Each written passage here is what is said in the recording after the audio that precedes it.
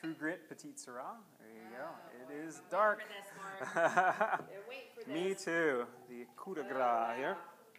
So, True Grit Petite Syrah. This is a wine that we've been making since 2003. It was our first vintage. It's been very popular for us. Sometimes you go to a restaurant and you're just in a mood for a big steak and you just want a really hearty meal.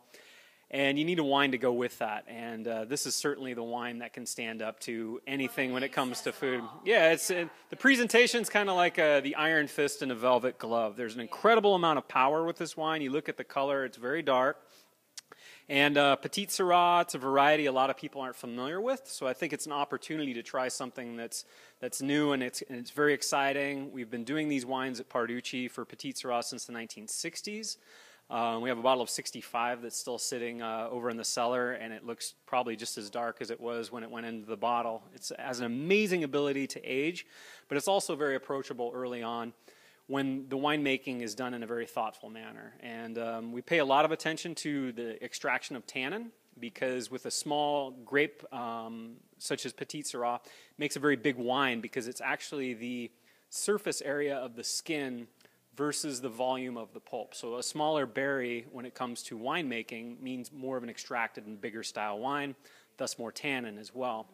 And since we're extracting tannin at the end of fermentation, we actually back off a little bit when it comes to how often we pump over the wine to actually expose the cap and all those skins to the juice.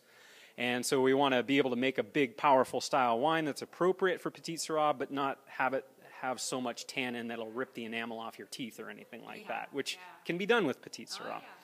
So a lot of thought went into this bottling. Extremely bold. True Grit, it's again kind of this testament to the grape growing that has been going on in Mendocino County. People have been doing this for a very long time and haven't really been trying to follow any trends or anything fashionable. The disco age came and went and people ignored it.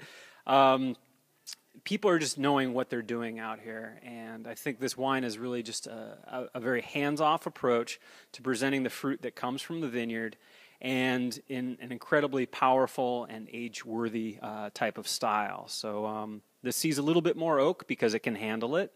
It soaks it up quite well. And this is a wine that I think you know, when your child is born, you can lay it down for 21 years, and you can have that glass of wine with your kid, and it'll still be showing really quite well at that stage. So we'll try some now. You bet. Cheers.